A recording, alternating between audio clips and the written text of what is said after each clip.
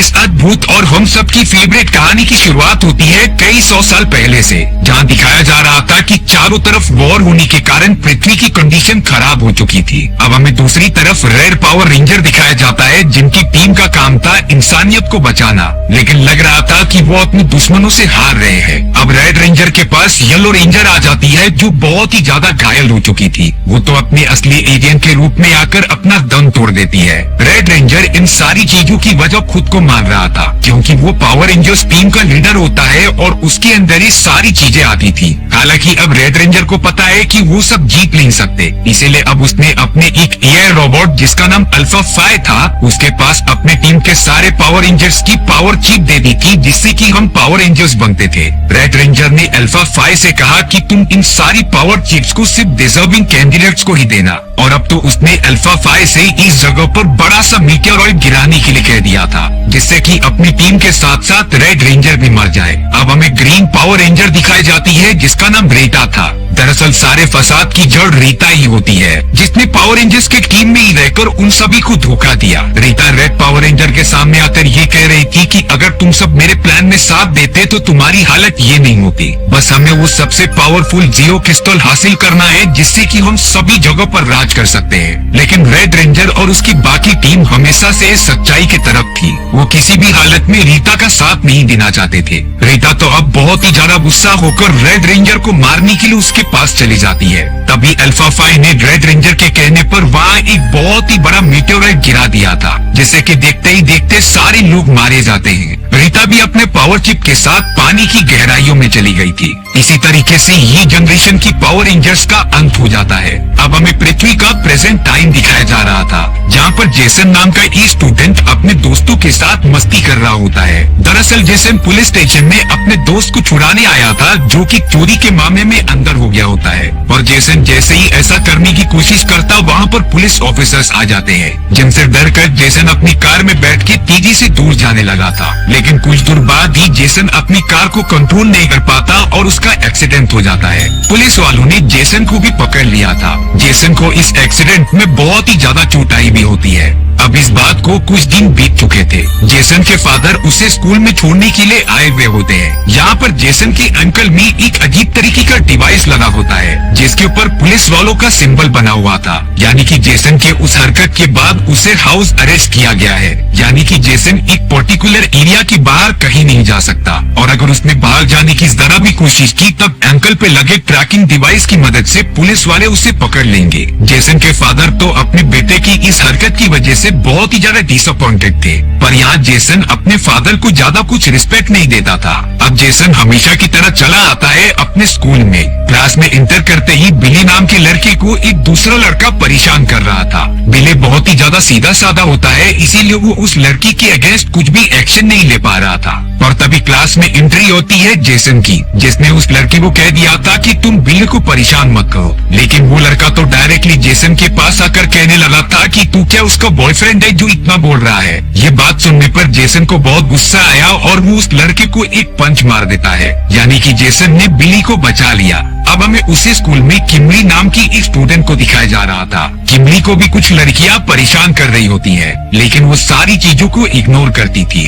अब यहाँ क्लास खत्म होने के बाद बिली और जेसन घर के लिए जा रहे होते हैं, और तभी बिली ने जेसन को अपने घर पे डिनर के लिए इनवाइट किया। लेकिन तभी जेसन अपने पैर पर लगे हुए उस ट्रैकिंग डिवाइस को दिखाता है, जिसे देखकर बिली समझ गया था कि जेसन हाउस अरेस्ट किया गया है और वो उसके घर पर किसी भी कीमत पे नहीं आ सकता। लेकिन यहाँ बिली, जो टेक्नोलॉजी के मामले में बहुत अच्छा था, वो जेसन को कहता है कि अगर तुम चाहो तो मैं इस ट्रैकिंग डिवाइस को निकाल सकता हूँ, जिससे कि किसी को भी नहीं पता चलेगा। पर जेसन ने ये रिस्क नहीं लिया और अपने घर पर आ गया। लेकिन जेसन के घर पे हमेशा की तरह उसके मॉम एंड डैड आपस में लड़ा करते थे, जिनकी आवाज से परेशान होकर जेसन तो अब सीधा बिली के घर पर चला गया था। बिली ने तो बहुत ही कम समय में जेसन के पैर में लगा हुआ वो ट्रैकिंग डिवाइस निकाल लिया होता है। बिली ने तो ऐसी प्रोग्रामिंग कर दी थी कि जिसे ट्रैक करने वाले ऑफिसर्स को जेसन की लोकेशन उसके घर में ही दिखाएगी। यानी कि अब जेसन कहीं भी जा सकता था। बिली जेसन से कह रहा था कि मेरी ग्रैंडफादर मुझे कहानियां सुनाते थे कि इस जगह पर जरूर कुछ खास छुपा हुआ है। मैं कई दिनों से यहाँ पर एक धमाका करके पता लगाने की कोशिश कर रहा था कि यहाँ पर है क्या।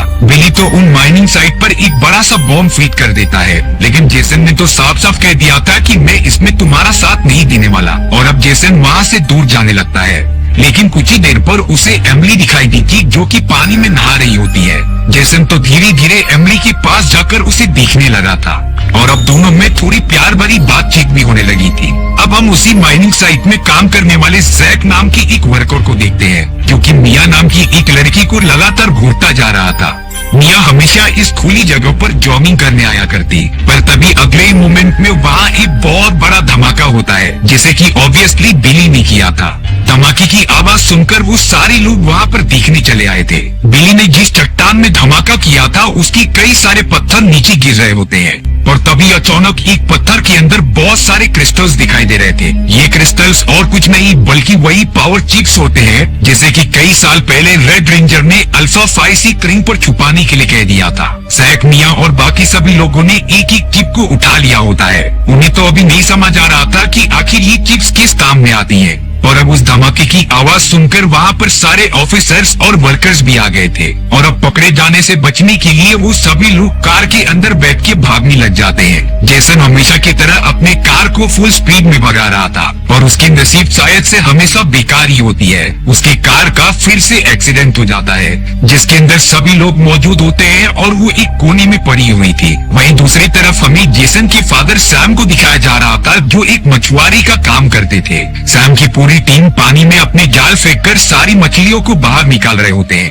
तभी अचानक पानी के अंदर से रीता की डेड बॉडी निकलती है, जो कई हजार सालों से पानी के अंदर ही मौजूद थी। मछुआरे ने तो इसे सिर्फ एक डेड बॉडी समझकर अंदर रख दिया, लेकिन कुछ ही देर बाद रीता की बॉडी ग्लो करने लग जाती है, जैसे कि वो फिर से जिंदा हो रही थी। ये बात वहाँ पर मौजूद किसी भी लोगों को समझ नहीं आती और अब रीता जिंदा होकर वहाँ से निकल जाती है। अब हमें जेसन और बिली दिखाए जा रहे थे, जो किसी अनजान तरीके से अपने अपने घर पर पहुँच गए होते हैं। लेकिन सुबह सोकर उठने के बाद जेसन के सारे दोस्त अजीब तरीके की पावर्स अपने बॉडी में महसूस कर रहे थे। जैसे कि जेसन जब वॉशरूम में जाता है तब उसने पूरा बेसिन अपने हाथ से ही तोड़ दिया था। बिली तो दरवाजे को सिर्फ धक्का देने जाता है, लेकिन वो पूरा दरवाजा ही टूट गया था। वहीं एमिली ने जब अपने हाथ में मोबाइल लिया तब वो पूरा चकनाचूर हो जाता है।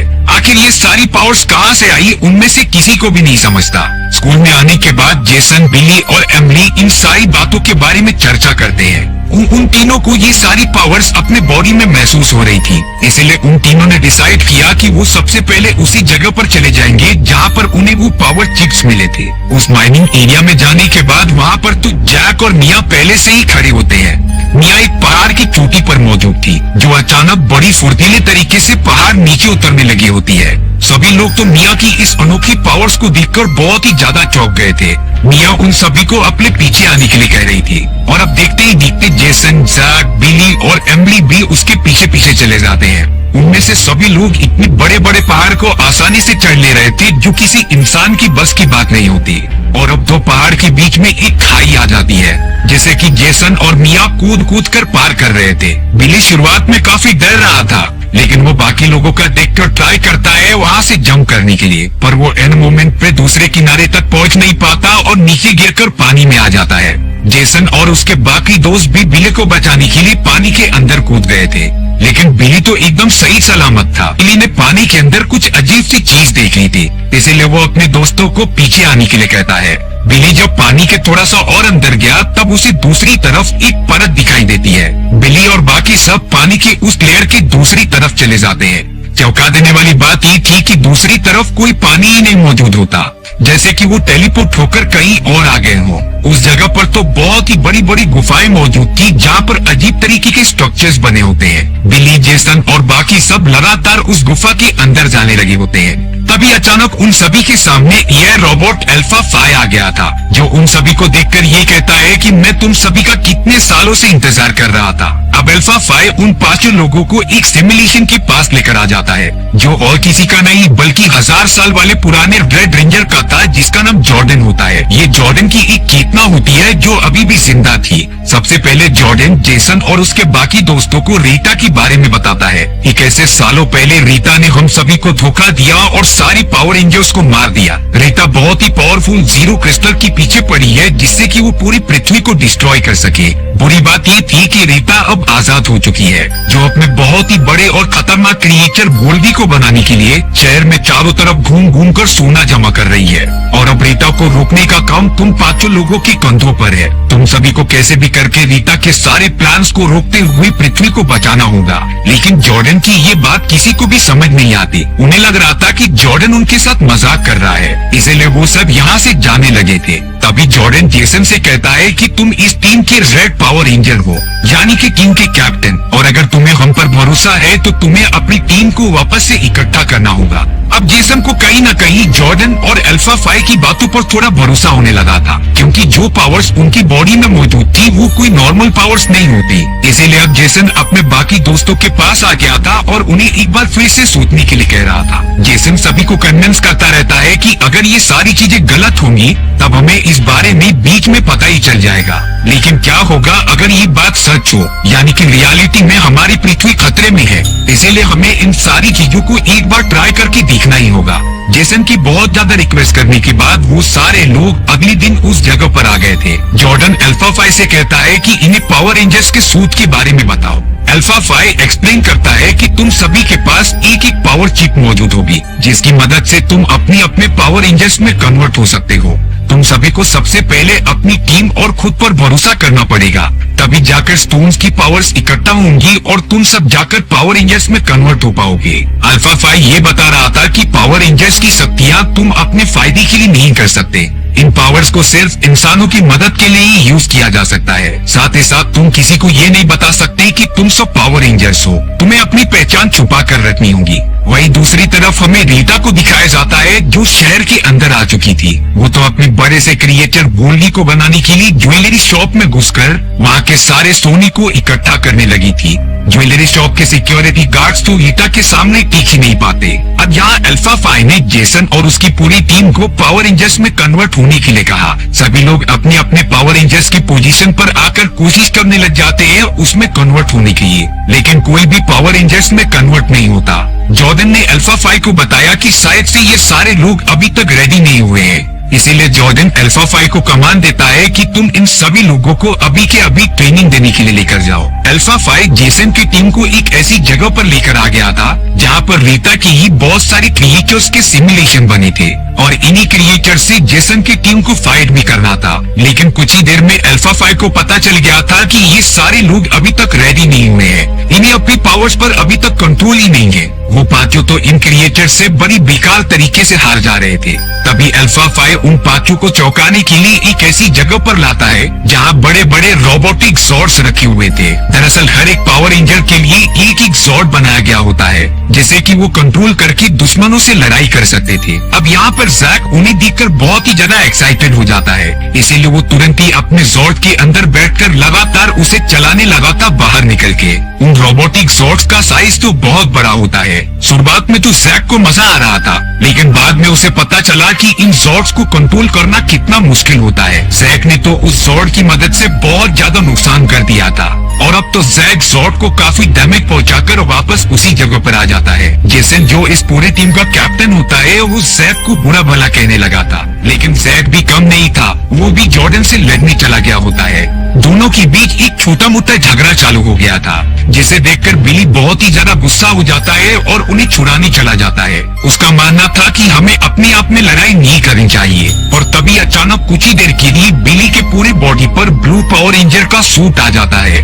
जो दिखने में बहुत ही अच्छा लग रहा था, लेकिन थोड़ी देर बाद वो गायब हो जाता है। बाकी लोग तो बिली की इस एबिलिटी को देखकर बहुत ही ज्यादा शॉक रह गए थे, लेकिन जब बिली फिर से ट्राई करता है उस सूट को वापस लाने के लिए, तब वो ऐसा नहीं कर पा रहा था। जिसके बाद जेसन अपनी टीम मेंबर से कहता है कि हमें मिलकर एक बार ट्राई करना चाहिए पावर रेंजर्स में कन्वर्ट होने के लिए। तो सभी लोग जेसन की बात मानकर एक बार फिर से सर्कल में आ जाते हैं और अपनी पावर्स को बाहर निकालने लग जाते हैं। लेकिन अफसोस वो सब अभी भी तैयार नहीं हुए होते, यानी कि वो सब अभी भी पावर रेंजर्स में कन्वर्ट नहीं हो पा रहे थे। बहुत ज्यादा कोशिश करने के बाद जेसन ने आज के लिए सिर्फ इतना ही रहने देने के लिए कहा, इसीलिए वो सब वहाँ से बाहर निकल के वही माइनिंग एरिया में रात गुजारने का डिसाइड करते हैं। जेसन जब उस गुफा के अंदर आया तब जॉर्डन और अल्फा 5 एक दूसरे से कुछ बातें कर रहे थे। जॉर्डन तो कह रहा था कि अगर ये पांचों पावर रेंजर्स एक साथ कन्वर्ट हो जाते तब मेरे क्रिस्टल को बहुत ज्यादा पावर मिलने की वजह से मैं अपने इंसानी रूप में वापस आ जाता, जिससे कि मैं अकेले ही इस दुनिया को प्रोटेक्ट कर सकता था।